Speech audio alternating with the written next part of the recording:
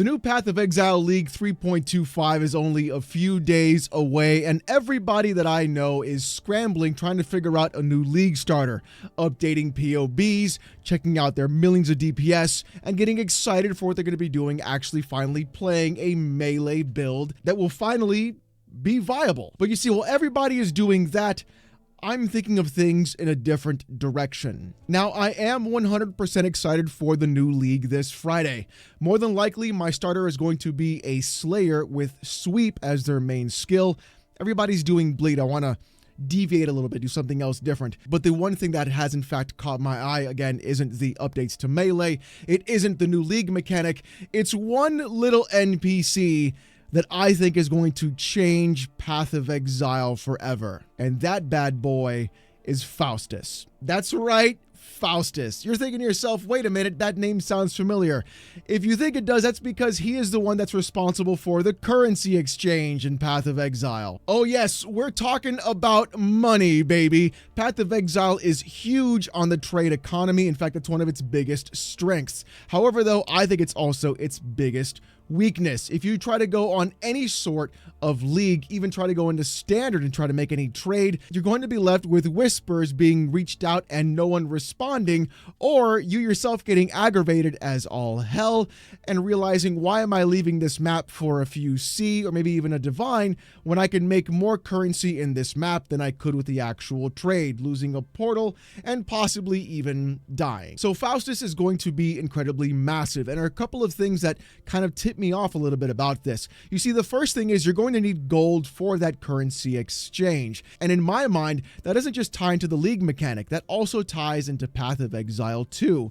I feel that this mechanic may show itself again, and this is merely just a test for what they're going to be doing in PoE 2 to see how they can make sure that people don't try to abuse this. Remember the whole Mirror Mafia? Now, if that sounds familiar to you, if you're a Path of Exile drama Andy, a little group called the Mirror Mafia might in fact ring a bell. Not anymore though, because our boy Belton took care of that. Thanks, my dude. And of course, making money is a major component to Path of Exile, especially in leagues. Just go to YouTube and search how to make X divines per hour, how to make X chaos per hour, and everyone's trying to find the most efficient way of actually farming that currency that they can use to then buy the items that they need to, in fact, go through and start clearing the Uber bosses. The thing is, though, with this currency exchange, what I think is going to actually be happening is it's allowing newer players or people that don't have the actual time or ability to do that kind of currency farming that you see on YouTube of X divines per hour to go through and make the amount of money that they need to make. Now, there are going to be some drawbacks from what I'm probably thinking about, but we'll talk about those in a moment. But the positives first. Why do I think this? Well, basically, it's in the actual video from PoE. The big thing, and the one thing that I noticed, well, the multiple things I noticed, was in this screenshot here. You see, there's one little section when everybody was talking about the currency that I want. Everyone was pretty happy about that and just excited that we're going to be able to trade currency without having to use the website and do the bulk trade and do all that stuff for third-party sites. What I noticed specifically, though, and this does count into currency making in PoE, is every other tab on the side. It had everything listed from essences to delve to scarabs to div cards to delirium, breach, legion, fragments, oils, catalysts, scouting reports, omens, tattoos, expedition, and even life force. It almost looks like every major mechanic is now available for you to farm and then apply onto the currency exchange site through Faustus to then make the divs that you want to make, or to just go ahead and gain the actual currency you need for specific crafts, depending upon your class and ascendancy. So this really does open up a few things for me and for a lot of players who don't really have a lot of time to play PoE. I'm in my 40s. I have other things to do in my life, a family and 2 YouTube channels. Spending every waking hour playing PoE would be fantastic. I'd love to do it, but I just don't have the time right now, unfortunately. So this looks like a great way of sort of minimizing everything and saying, hey, instead of wasting your time trying to whisper 10,000 people, we're just going to fill this up for you here and get it done. And on top of that, the mechanic that you're choosing to do, it's not going to be a waste because everyone's flooding the market with it. But what's going to happen instead is you can put up the currency you're making to get the things you actually need to complete your build. That is going to be what's really important with this entire thing. So the power of Faustus has been totally overlooked in my personal opinion, and really thinking of it from the perspective of a somewhat casual Andy playing PoE, this is going to be a massive game changer, because now I can just go ahead and have that one little word that everybody likes to ignore when playing this game, and that word is called fun. That's right, I can play the mechanic that I want, I can do the actual content that I want, and I can still make enough money and currency for crafting that I need to go through and put it into place. Now, that doesn't mean it's all sunshine and rainbows, because I feel that there's still going to be a few bad apples that do spoil the bunch, even though this is going to be a positive thing. The one thing about PoE that everybody loves to do is min-max, and I think people will do that specifically. I honestly feel that at some point you're going to be seeing some sort of price fixing actually happen in this market, and GGG has to take a look to make sure that that doesn't occur, especially with the new league coming out, where a lot of specific essences and even specific types of currency are going to be very valuable for people, either making melee builds or bleed builds or etc. And that's going to be the differentiating factor. Is GGG going to be manipulating the economy enough to make sure that things don't go out of whack, or are they going to let the invisible hand of the free market basically take care of things themselves? One of the things that I've always noticed about leagues is that everyone always has a very specific set of strategies they're going to be implementing. And they talk about them online, and then everybody does those things. But the thing is, the people that just follow what everybody else is doing never really make money, if you've noticed.